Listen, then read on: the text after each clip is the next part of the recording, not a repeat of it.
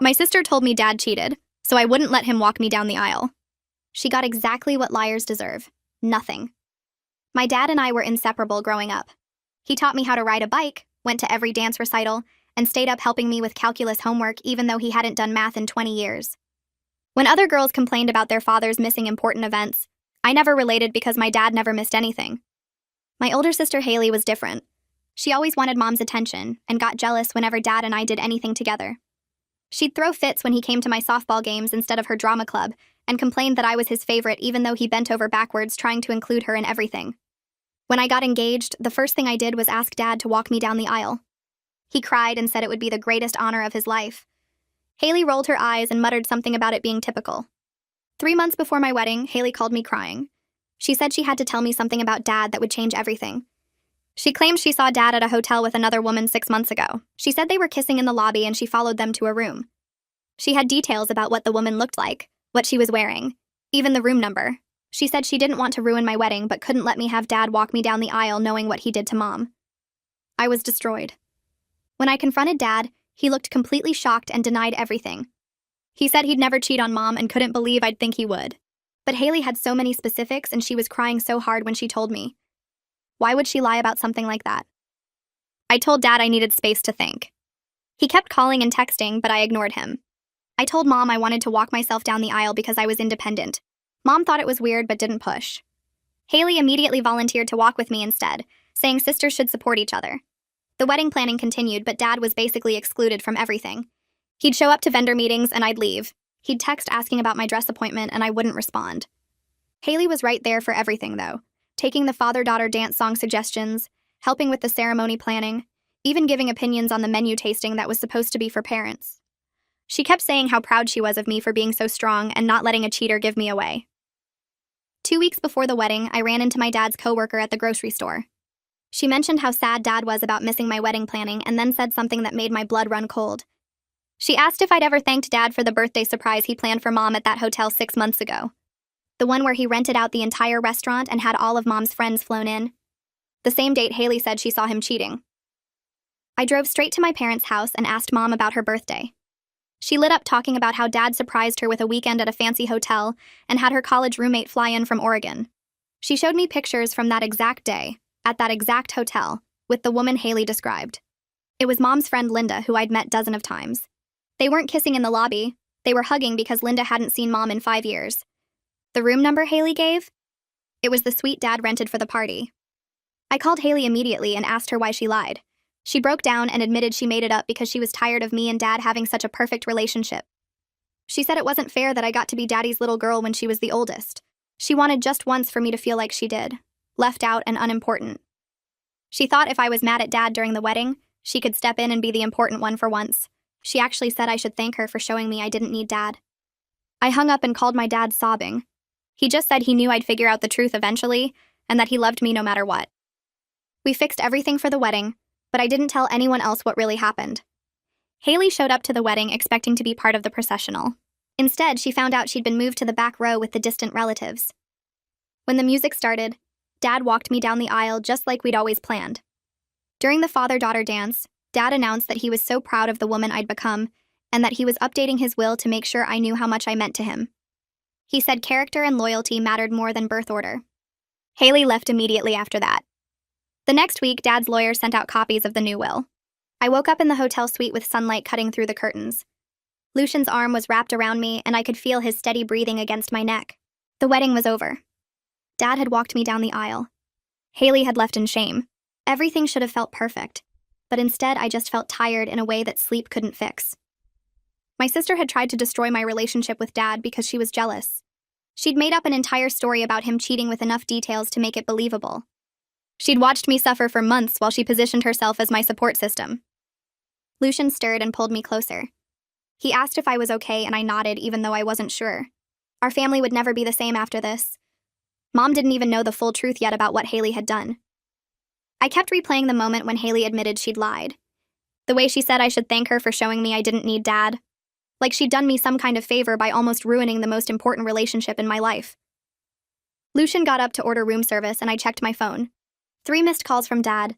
2 texts from Mom asking if we wanted to come over for breakfast. Nothing from Haley. I put the phone face down on the nightstand.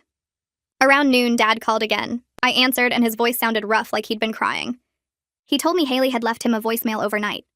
She'd been crying and trying to apologize, but the words didn't make sense. She kept saying she was sorry and that she didn't mean for things to go this far. Dad said he listened to it 3 times, trying to understand how his daughter could do something like this. He told me what Haley did wasn't just lying. It was planned.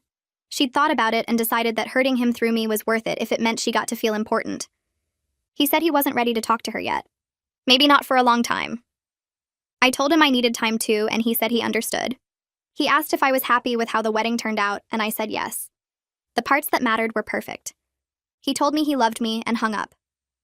An hour later, Mom called. Her voice was different, tight and confused. She said Haley had shown up at their house at 7 in the morning, demanding to know what was in the new will. Mom had told her to leave, but Haley started yelling about how unfair it was that Dad changed everything just because I was his favorite. Mom asked what she was talking about. That's when it all came out.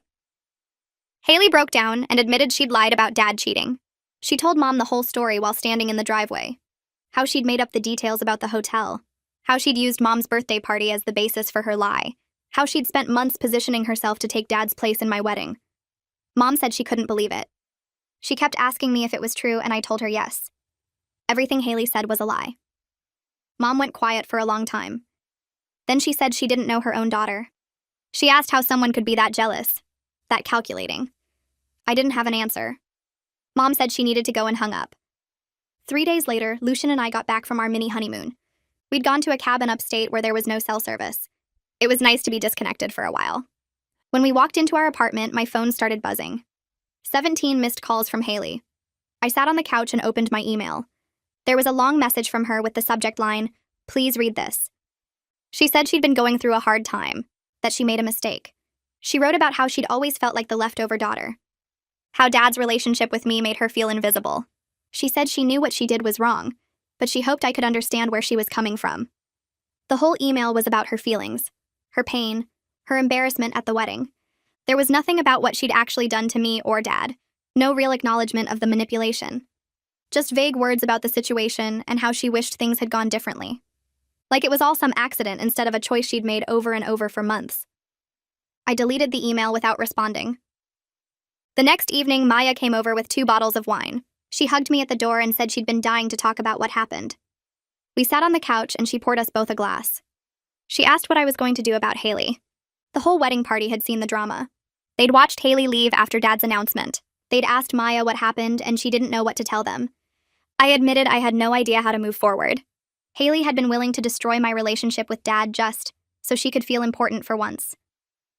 Maya took a sip of wine and said something that made me stop. She pointed out this probably wasn't the first time Haley had manipulated situations. It was just the first time she got caught.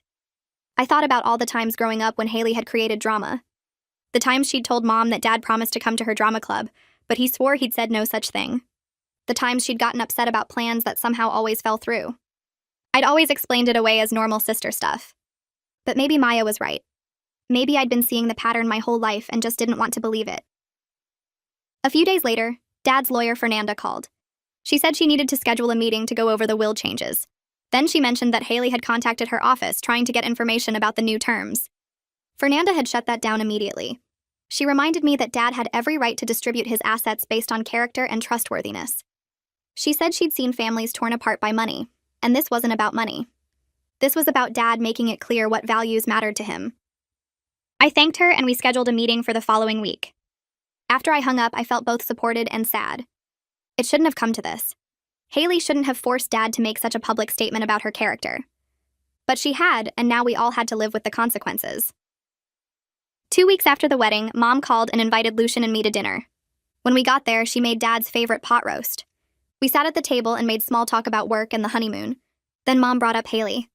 She asked if I'd be willing to sit down with her and a family therapist. She said Haley was her daughter too, and she couldn't just cut her off. I understood where Mom was coming from, but I was hesitant. All of Haley's messages had been about her pain, her embarrassment, her hard time. There was no genuine remorse, just excuses. But Mom looked so heartbroken sitting there. Her eyes were red like she'd been crying before we arrived. I told her I'd think about it. Lucian squeezed my hand under the table. Dad didn't say anything, but I could see the tension in his jaw. The care package arrived on a Thursday. I found it outside our apartment door with my name written in Haley's handwriting. Inside were bags of my favorite snacks, the chocolate-covered pretzels I always bought at the movies, the spicy chips I ate during finals week in college. There was a card that said, "I miss my sister," with a drawing of two stick figures holding hands. I opened the card and read her message. She wrote about how she wished we could go back to being close, how she remembered all the good times we had. She said she was sorry about the situation and hoped we could move past the misunderstandings. I read it 3 times looking for a real apology, looking for her to name what she'd actually done. But there was nothing. Just vague words about situations and misunderstandings, like she'd accidentally spilled coffee on me instead of deliberately trying to ruin my life. I threw the whole package in the trash. Lucian found me in the kitchen with tears running down my face. He didn't say anything. He just held me while I cried. I started seeing a therapist the next week. Her office was in a building downtown with plants in every corner. She asked me why I was there, and I told her about Haley, about the lies and the manipulation. But then I started talking about other things. Times in our childhood when Haley had twisted situations. Times when she'd made me feel guilty for spending time with Dad. Times when she'd created drama right before important events. The therapist listened and took notes. She said jealousy this intense doesn't develop overnight. She asked if I'd ever noticed patterns before. I admitted I had, but I'd always explained them away as normal sister rivalry. She said I was probably just now seeing things clearly for the first time. That sometimes we don't want to believe the people we love are capable of hurting us on purpose. So we make excuses. We tell ourselves stories that make their behavior seem less intentional. But Haley's behavior had been intentional. She'd planned it. She'd executed it. She'd watched me suffer and felt good about it. Dad and I met for lunch at the diner where he used to take me after softball games. We sat in our usual booth and ordered burgers. He told me he'd been seeing a therapist too. He said he needed help working through the hurt of having his daughter accuse him of something so terrible, of having me believe it even for a little while. He said he understood why I did. Haley had been convincing, but it still hurt. He admitted that Haley's jealousy had been obvious since we were kids. He'd tried so hard to include her in everything, to make her feel special. But nothing was ever enough. She always wanted what I had instead of appreciating what she had. He never imagined she'd go this far, though, that she'd try to hurt him by destroying his relationship with me. We both cried a little sitting there in the booth, but we also laughed about good memories. The time he taught me to ride a bike and I crashed into the mailbox. The dance recital where I forgot the choreography and just spun in circles. The calculus homework sessions where we both got so frustrated we started making up silly word problems. Our relationship had survived Haley's manipulation. That was what mattered. We paid the check and he hugged me in the parking lot. He said he was proud of the woman I'd become, that I'd figured out the truth and made things right. I told him I loved him and got in my car. Mom called 3 days after my lunch with Dad. She sounded tired but also hopeful in a way I hadn't heard in weeks. She said Haley had contacted her asking for recommendations for therapists. Not family therapists for all of us together, but individual therapists just for her. Mom said Haley admitted she needed to work on herself before she could even think about fixing things with the family. I sat down on the couch while Mom talked. This felt different from Haley's previous attempts at apologies. Those had all been about making herself feel better, or getting back into everyone's good graces as quickly as possible. This sounded like she might actually be taking responsibility. Mom asked if I'd be willing to try family therapy eventually.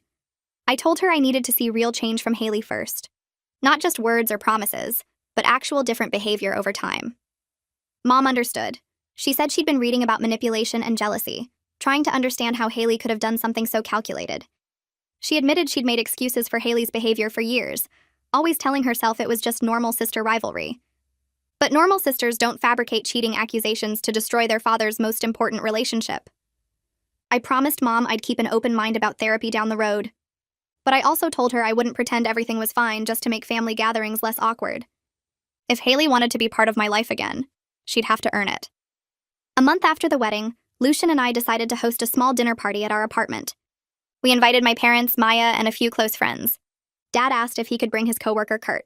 I immediately said yes. Kurt was the one whose random comment at the grocery store had exposed Haley's entire lie. Without him mentioning the birthday surprise, I might have gone through with excluding Dad from the wedding. The night of the dinner, everyone arrived within 15 minutes of each other. Kurt showed up with a bottle of wine and a nervous smile. He pulled me aside in the kitchen while Lucian was greeting the other guests. He said he'd been worried about reaching out after everything went down because he didn't want to seem like he was inserting himself into family drama. I hugged him and told him he'd saved my relationship with Dad. During dinner, the conversation naturally turned to the wedding. Maya brought up how shocked everyone had been when Haley left so abruptly after Dad's speech. Kurt laughed and said he had no idea his casual comment about the hotel would lead to such a dramatic chain of events. He'd just been making conversation at the grocery store, trying to cheer me up because I'd looked so sad. Dad raised his glass and said sometimes the smallest moments change everything. We all clinked glasses and laughed, but there was sadness underneath the humor. The whole situation had been so unnecessary. Haley had created this elaborate lie that nearly destroyed multiple relationships. And for what? Because she was jealous? Because she wanted to feel important? After dinner, Dad and Kurt talked about work while Lucian and I cleaned up. Mom helped dry dishes and told me quietly that Haley had started seeing a therapist twice a week. She said Haley seemed genuinely committed to working through her issues. I nodded but didn't say much. I was glad Haley was in therapy, but I'd believe in real change when I saw it sustained over time. 2 weeks later, my phone buzzed with a text from Haley. It was the first time she'd contacted me directly since the wedding. My stomach tightened when I saw her name on the screen. I almost didn't open it, but curiosity won out. The message was long. She started by saying she knew I probably didn't want to hear from her. Then she wrote out specifically what she'd done wrong. She said she had deliberately manipulated me by fabricating a story about Dad cheating. She acknowledged that she'd given me specific details to make the lie more convincing. She admitted she'd watched me suffer and had felt good about taking Dad's place in the wedding planning. She wrote that she understood if I never forgave her. She said she wasn't asking for forgiveness or trying to get back into my life. She just wanted me to know she was working on herself in therapy and beginning to understand how toxic her jealousy had been. The message was different from her previous attempts. Those had all centered on her feelings, how embarrassed she was, how sorry she felt, how much she missed me. This message acknowledged the harm she'd caused without making it about her pain. I read it 3 times. Part of me wanted to delete it and block her number, but another part of me felt something shift. Not forgiveness exactly. More like a tiny crack in the wall of anger I'd built around her. I didn't respond right away. I needed time to think. 3 days later, I finally texted Haley back. I kept it short. I told her I appreciated that she'd acknowledged what she did wrong and that she'd been specific about the manipulation. I said I needed more time before I was ready to talk in person or have any kind of relationship with her. I explained that trust takes a long time to rebuild, and I wasn't going to rush the process just to make everyone comfortable. Her response came back within minutes. She said she understood completely. She said she wouldn't push for more contact or try to force reconciliation. She thanked me for responding at all and said she'd respect whatever boundaries I needed. I showed the exchange to Lucian that night. He read through the messages carefully. Then he said maybe therapy was actually helping her understand boundaries. The old Haley would have called immediately after my text, crying and demanding to talk things through right away. The old Haley would have shown up at our apartment or enlisted Mom to pressure me into forgiving her faster. This version was giving me space. It was a small thing, but it mattered. 2 months after the wedding, Mom organized a family dinner at her and Dad's house. She called to invite Lucian and me, and I asked if Haley would be there. Mom said no. She said she wanted to have a meal with just the 4 of us because it had been so long since we'd all relaxed together. I agreed immediately. We drove to my parents' house on a Saturday evening. Dad opened the door with a huge smile and hugged both of us. Mom had made her famous pot roast with all the sides I loved. We sat around the dining room table where I'd eaten thousands of meals growing up. The difference was obvious within the first 10 minutes. There was no tension. No one was walking on eggshells or monitoring their words to avoid setting someone off. Dad told funny stories about his coworkers. Mom talked about her book club. Lucian and I shared details about setting up our apartment. We laughed easily and often. At one point, I looked around the table and felt a wave of sadness mixed with relief. This was what family dinners could be like without Haley's jealousy poisoning everything. Dad seemed more relaxed than I'd seen him in years. His shoulders weren't tight. He wasn't carefully measuring his attention to make sure no one felt left out. Mom was smiling genuinely instead of wearing the worried expression she usually had when trying to manage Haley's moods. It felt wonderful to enjoy my family without drama. But it also felt sad that peace required Haley's absence. After dinner, Dad and I did the dishes together like we used to. He asked how I was really doing with everything. I told him the truth. I was angry at Haley, but also grieving the sister relationship I'd thought we had. He nodded and said he understood. He admitted he was grieving too. Grieving the daughter he'd thought Haley was versus the person her actions had revealed her to be.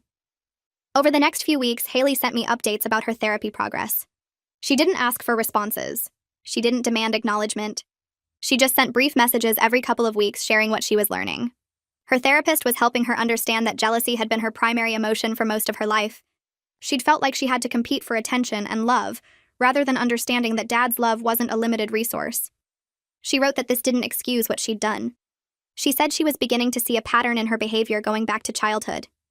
Times when she'd created drama or manipulated situations to get attention. She admitted she was horrified looking back at some of the things she'd done over the years. I read each message but rarely responded. When I did reply, I kept it brief, usually just acknowledging that I'd received the message. Lucian asked me once if the updates bothered me. I told him they didn't. If anything, they made me feel like Haley might actually be doing real work instead of just performing remorse. The messages showed self-awareness and accountability without making me responsible for managing her feelings. 3 months after the wedding, I agreed to meet Haley for coffee. I chose a place downtown that was public and neutral. I told Lucian where I'd be and when to expect me home. I arrived 10 minutes early and picked a table near the window. Haley walked in exactly on time. She looked tired. Her hair was pulled back in a simple ponytail and she wasn't wearing makeup. She saw me and walked over slowly. She asked if she could sit down. I nodded. We both ordered coffee from the server. Neither of us spoke while we waited for the drinks to arrive. When they did, Haley wrapped her hands around her mug and stared at it for a long moment. Then she started talking. She apologized in person, with tears running down her face. But she didn't make her tears my responsibility. She didn't reach for my hand or ask me to comfort her. She just cried while she spoke. She told me about her therapy sessions, about the journaling her therapist had assigned where she had to write about every time she remembered creating drama out of jealousy. She said looking at the list had made her sick. She'd manipulated situations and twisted facts more times than she could count. She'd blamed everyone else for her feelings instead of taking responsibility for her choices. She said the lie about Dad cheating was the worst thing she'd done, but it wasn't the only manipulative thing. It was just the one that finally had real consequences. I listened without interrupting. When she finished, I took a sip of my coffee. Then I told her I appreciated the apology. I said I could see she was working on herself and that mattered. But I also told her trust doesn't come back quickly. She'd deliberately tried to destroy my relationship with Dad during one of the most important times of my life. That kind of betrayal doesn't heal in a few months of therapy. Haley nodded. She said she didn't expect me to trust her again quickly. She said she understood she'd destroyed something precious through her own actions. She wasn't asking to be in my life the same way as before. She just hoped that eventually, maybe we could rebuild something honest, even if it looked completely different from what we'd had. Her humility surprised me. The old Haley would have pushed for immediate forgiveness. She would have made promises about how different things would be, and expected me to accept them at face value. This version seemed to understand that words meant nothing without sustained changed behavior. I told her I was willing to try rebuilding a relationship, but it would take time. She thanked me, and we finished our coffee talking about neutral topics. When we left, she hugged me briefly. It felt awkward but not hostile. That evening, I called Dad and told him about the coffee meeting. He said Haley had been sending him similar updates about her therapy. He sounded cautiously hopeful, but also realistic. He said trust had to be earned back through consistent behavior over time, not just through words and therapy insights. Anyone could say the right things. The real test was whether Haley could maintain this growth long-term, or if she'd slip back into old patterns once the immediate consequences faded. We talked about moving forward slowly as a family. Dad said he wasn't ready to have Haley at family dinners yet. He needed more time to work through his own hurt. I told him I understood completely. We agreed to take things one step at a time and see if Haley could prove through her actions that she'd actually changed. 4 months after the wedding, Mom scheduled a family therapy session. She'd found a counselor who worked with families dealing with serious betrayals and manipulation. The appointment was on a Tuesday afternoon. Lucian offered to come with me for support, but I told him this was something I needed to do with just my immediate family. The therapist's office was in a building near the hospital. The waiting room had comfortable chairs and calming artwork on the walls. Mom and Dad arrived first. Then Haley came in a few minutes later. We all sat in the waiting room not talking until the therapist called us back. Her name was Dr. Smith. She had kind eyes and a calm presence. She asked us to sit wherever we felt comfortable. I sat between Mom and Dad. Haley sat across from us.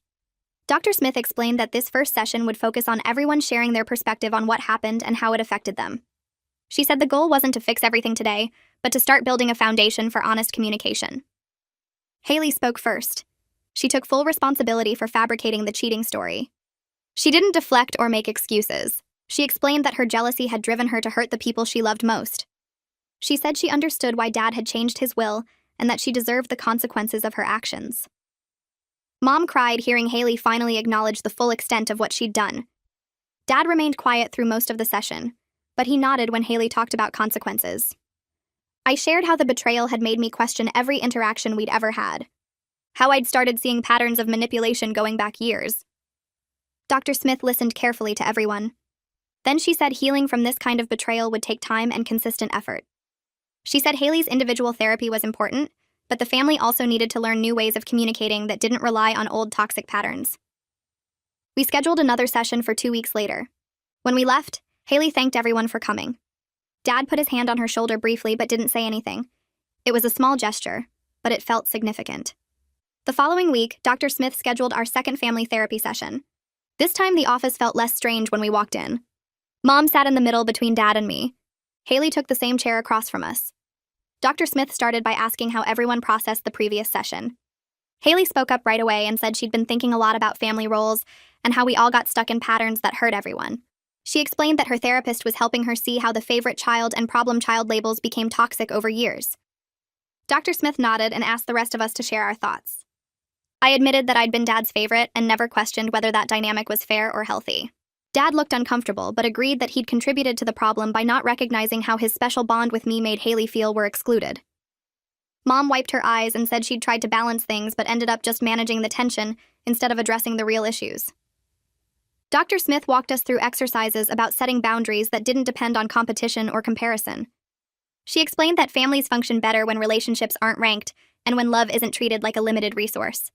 We practiced new ways of talking about our feelings without blaming or attacking. Haley did well with the exercises and didn't get defensive when Dad brought up specific examples of her past behavior.